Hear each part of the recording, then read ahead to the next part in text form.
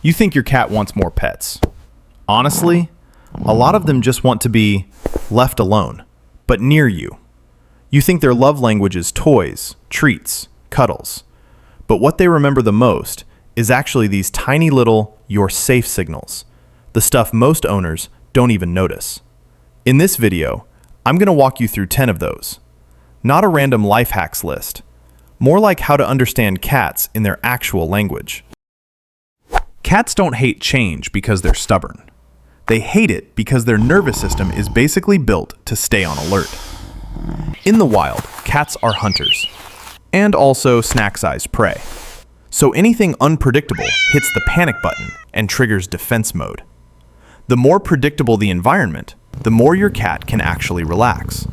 And when a cat relaxes, that's when the real bond starts happening. First thing, the morning greeting ritual. Try to replay yesterday morning in your head. Did you say hi to your cat? Or did you just grab your stuff, make coffee, and sprint out the door like a main character late for work?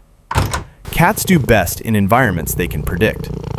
That doesn't mean your life has to run like a military schedule. But small rituals that repeat every day help your cat's nervous system stop scanning for danger 24/7. I have this habit. Every morning, before I do anything, I pause for 5 seconds in the kitchen, look at my cat, and do one slow blink. That's it. And my cat learned to wait for that exact moment. She sits in her kitchen corner and looks back. If one day I rush and skip it, she's still there, but something feels slightly off.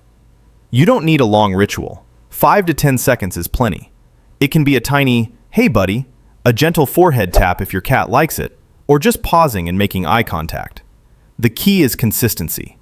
10 seconds every day matters way more than 10 minutes once in a while. Signs you're doing it right. Your cat waits in the usual spot. Soft eyes, gently rubs your leg. Signs you're doing it wrong. You scoop them up or go straight into a hug the second they wake up. They're not ready yet, and you're breaking the ritual instead of creating one. Second thing, a shirt that smells like you in their sleep spot. Cats use scent to map the emotional layout of a space, not just to recognize objects, but to know which zones feel safe. When your cat lies on your old shirt, they're not being destructive or dramatic. They're choosing a familiar scent bubble, and that scent helps their nervous system power down. I once bought a pretty expensive cat bed.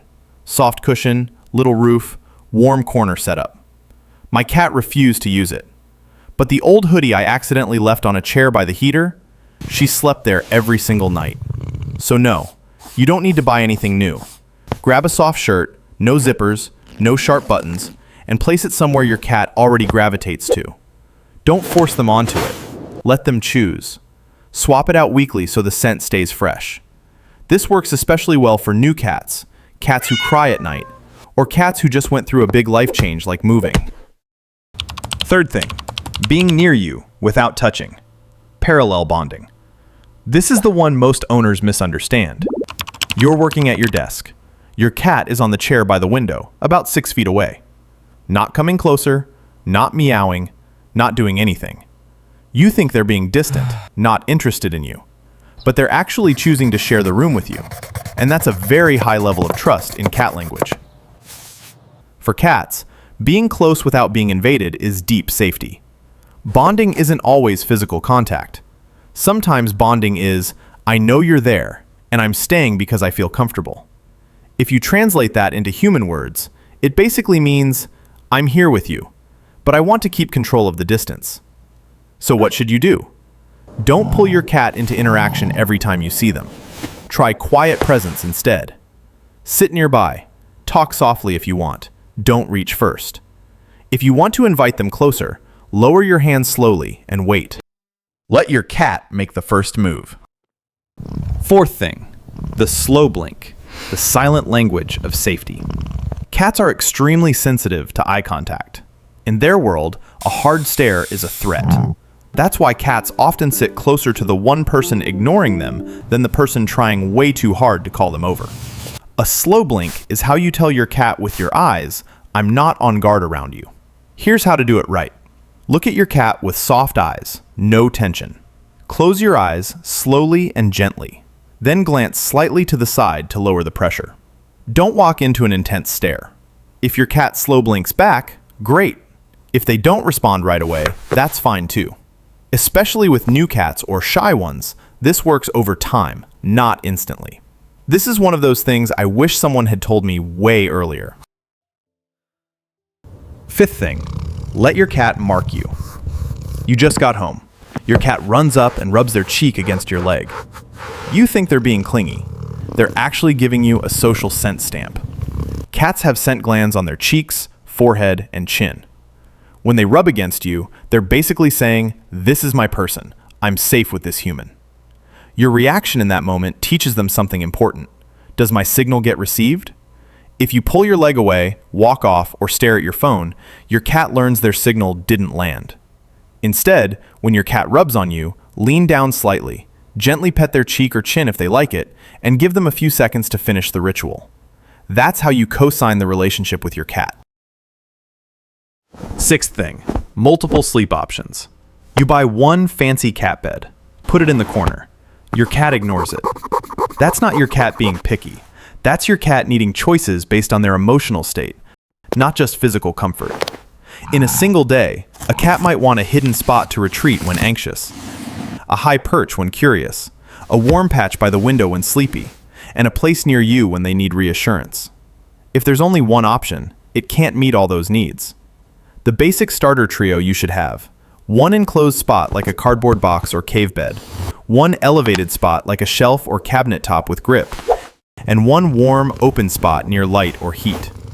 None of this has to be expensive. Watch your cat for 7 days. Notice where they choose to lie at different times. That's their sleep map. It tells you what state they're in each day. Seventh thing, vertical territory. When your cat climbs high, it's not random chaos. They're creating an observation point so their nervous system can relax. Height gives cats 3 things at once: a wider field of vision, safe distance from whatever's below, and a sense of control over entrances and movement in the space. This is especially important if you have kids, other pets, or frequent guests. Even small apartments can make this work. You don't need a luxury cat tree, a wall shelf near a window, the top of a cabinet with a non-slip mat, or a safe climbing path from chair to table to shelf is enough. What matters is the path is stable and your cat can go up and down without needing your help. Eighth thing, privacy during litter box time. This is the one I really need you to pay attention to. Bathroom time is when a cat is at their most vulnerable. They can't sprint away. They can't fully scan the room. And their nervous system knows that. If the litter box is in a noisy spot, out in the open where people stare, next to the washer, or in heavy foot traffic, your cat absorbs stress every single time they use it. Over time, that can turn into going outside the box. Not because they're being difficult, but because they're avoiding that unsafe feeling. Here's what you should check right now. The box is in a quiet area. Low foot traffic. Not near loud machines. Big enough for your cat to turn around comfortably. Litter that isn't aggressively scented. And most importantly, don't hover. Don't make conversation. Don't watch them while they're using it. One more serious note. If your cat suddenly starts missing the box, and you notice straining, tiny amounts of urine, or pain sounds, that's not a behavior issue. That's medical. Call your vet immediately. Number 9, let your cat finish the hunt. You've probably seen this before. You play hard with your cat, and somehow they're still cranky after, or zooming even harder. That doesn't mean they're not tired. A cat's hunting instinct has a full cycle: stalk, chase, catch, eat, rest. If you only let them stalk and chase but never actually catch the prey, the loop never closes, and that frustration builds up. The most common mistake? Laser pointers. They chase forever and never catch anything. Over time, that creates real frustration. Here's what I usually do with my cat. Steal it if it works for you. Start with about a minute of letting them stalk and watch, then 2 minutes of chase. Then let them actually catch the toy once or twice for real. Don't yank it away. Finish with a small treat or let them chew on the toy. Then let them rest. The whole thing takes 5 minutes. but your cat will feel way more satisfied than 20 minutes of endless, no-closure play. Number 10. Use a damp toothbrush.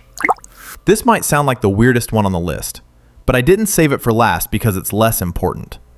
If the first 9 help your cat feel safe right now, this one taps into something much earlier in their body memory. Kittens are licked by their mom from the moment they're born. That action isn't just about cleaning. It's how a kitten's brain learns that touch equals safety.